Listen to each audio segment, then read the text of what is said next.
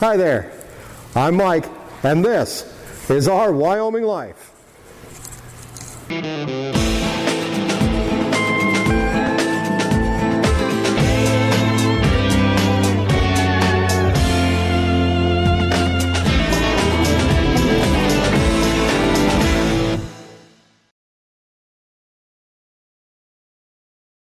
The time when calves are born on the ranch is known as calving season, and when it starts, changes every year. A cow's gestation period is 9 months, and we time when we put in the bulls with the cows to give us a calving season that runs from roughly April to June. The type of ranches that raise calves are called cow-calf operations, as opposed to dairy operations which produce milk, and feedlots which purchase weaned calves and feed them to market weight. This morning, as I was trying to make my coffee, Aaron looked out the window and said, "What is that behind that cow?" I rolled my eyes, looked out, and saw a calf laying behind its mom about 200 yards from the house. I forgot about my coffee, threw on my boots, and headed out. And just like that, we are calving. Into the gator, and out we go. It's been raining all night, and one of the first things on my mind is making sure that the calf is dry and able to get up and suck from its mom. We also grab an ear tag, because it's much easier to tag a baby when it's fresh than just a few days old and able to get up and run from you. We would usually be pretty cautious when coming up to a new mom, but this is 80. We met her earlier in the series. She's one of our oldest cows, and actually very friendly. Over the years, she has never had a problem with me looking at or messing with her calves. So, as we get nearby, we can already see that the calf is pretty cold. She's done a pretty good job of drying it off, but it's also very small. With a calf this small, we have reason to be worried about hypothermia, but it seems that he's alert, his eyes aren't cloudy, so we'll make sure he can get up and stand after we get his tag in. Just like we saw in the calving prep video, you load the tagging gun, slip it around the calf's ear, and squeeze, snapping the tag into place. And this gets him up and moving. So now he's standing, and we can see how thin he is. My guess is that he's a little bit premature, which makes sense. His mom is an older cow. And that does cause some problems as well, because her milk may be slower to come in. We're going to let them hang out with each other for a bit. We're going to go feed the other cows, which you can see are curious as to what's going on. We will feed them and get them out of here and give mom and baby just a little bit of privacy. After feeding, we're going to take 80 some food of her own so she's not tempted to go off and eat with the other cows, and we'll take some hay and cover up the calf a little bit. It's a little bit windy and just a little bit chilly out here. One trick to determining the health of a calf is to insert your fingers in its mouth. Based on the temperature inside the mouth, and if he has a strong suck reflex, you can judge how well the calf is doing. This guy doesn't have much of a suck reflex, and his mouth is a little cold. So, we're going to keep a pretty close eye on him. While we have access to him, we're going to dip his umbilical cord in iodine. When he's born, obviously Dad isn't there to cut his umbilical cord, so it will stretch out and eventually rip. Studies have shown that the stretching actually helps close the veins in the cord, but we're going to play it safe and dip his cord, hopefully preventing any bacteria from crawling up there.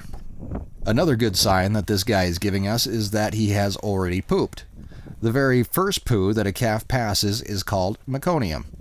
It's fetal waste.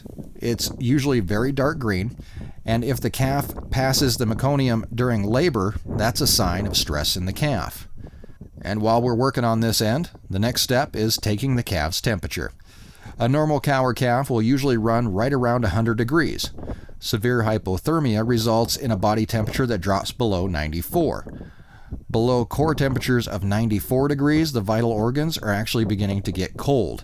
Below 86 degrees, signs of life are very difficult to detect, and the calf actually may be mistaken for dead. His temperature is a little low, but it's nothing to be worried about. Just in case, we're going to go back to the shop and turn on the calf warmer. I'm going to wait about an hour and go get that coffee in me and check on the calf again. Mom is feeling a little bit more protective this time. keeping an eye on what I'm doing. The calf is noticeably shivering. As we take its temperature, we can see that it's already dropped in the last hour. The problem with premature calves is that they don't have any fat to help insulate them from the cold. Therefore, especially in the first few days of life, they either need to be up and active or in a controlled environment.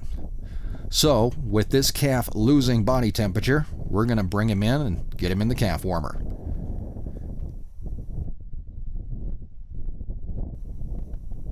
He's a little low on energy, as you can tell. Most calves won't just lie on the seat of the gator and go for a ride. And once we get back to the shop, we pick him up and put him in the calf warmer, where he will spend the next few hours getting his temperature back up to that 100-degree mark. Our next task, we fire up the four-wheeler and head out to bring Mom in. Our goal is to get the calf healthy enough to put it back with its mom. They'll do a lot better together, and separate, cows tend to have really severe separation anxiety, so we want them to be together. 80 knows her calf is gone, but she doesn't know where it is, which tends to make her start to wander the pasture. Instincts kicking in, she starts to search for the calf. But cows aren't dumb. And 80's been around me and the ranch long enough to know that I'm not here to hurt her or her calf. So she soon gets with the program and heads directly into the corral, where she hopes to see her calf again soon. I'm going to lock her in and let her get comfortable, get some food, and some water. This time of year, we call this corral the waiting room, for good reason. Back in the shop, it's time to take another look at our premature calf. Take his temperature again, and after an hour or so in the warmer, he's back up to normal, which is really good news.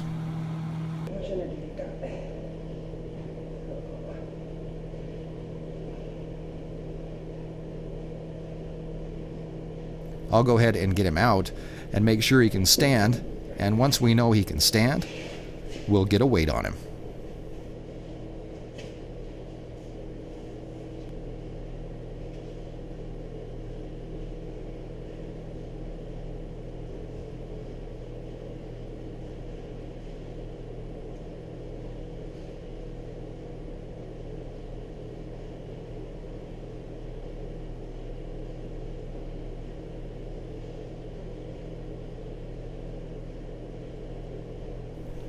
A normal calf, born full term around here, will weigh anywhere from 75 to 100 pounds.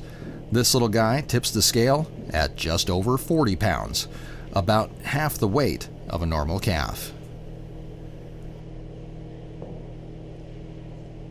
Because premature calves occasionally have underdeveloped lungs, we're also going to give the calf a dose of Nuflor to protect him from respiratory diseases, including pneumonia. This shot is given in the neck and is subcutaneous, meaning it's just below the skin. You can tell he's feeling a little bit better and is a bit more active.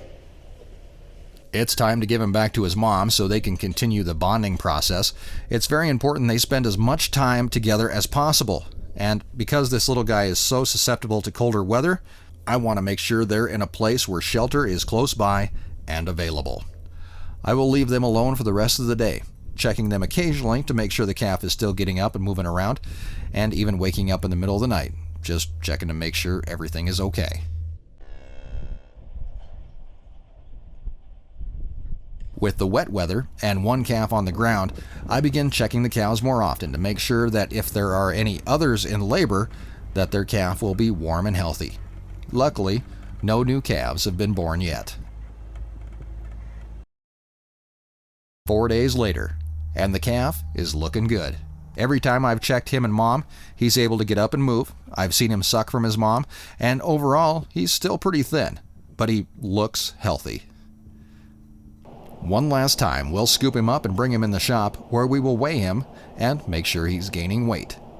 He's feeling a little more energetic, but eventually he cooperates, and he's gained almost 6 pounds, which is great news. Of course, he's so excited by the news, he peed on the scale. Well, that's the story of calf number 1, which Mackenzie named Gunter. The story could have went a lot differently, and this guy is lucky, and so are we. Erin might not have looked out her window and saw him laying there behind his mom.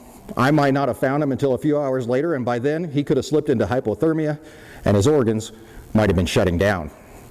But through quick assessment and early action, I think he'll be just fine. Gunter and his mom will stay in the corral for a few weeks, at least until the weather warms up a little bit, and he's a little bit stronger. Not all calves that are born during calving season require the amount of attention that Gunter received. In fact, most will be met at birth, tagged, they're navel dipped, and they're sent off to mom. But we do have our emergencies and our issues, and it's nice to know that we are equipped and capable to deal with them. As calving season starts, I hope you stick with us. We have a lot more on the way. You're going to learn how to check cows, what are the signs of labor that you're looking for, how to assist in delivery, how to perform health checks, and a whole lot more. Subscribe, comment, we answer them all, and help spread the word. As always, thank you for watching. Have a great week, and thanks for joining us in Our Wyoming Life. You want to say bye?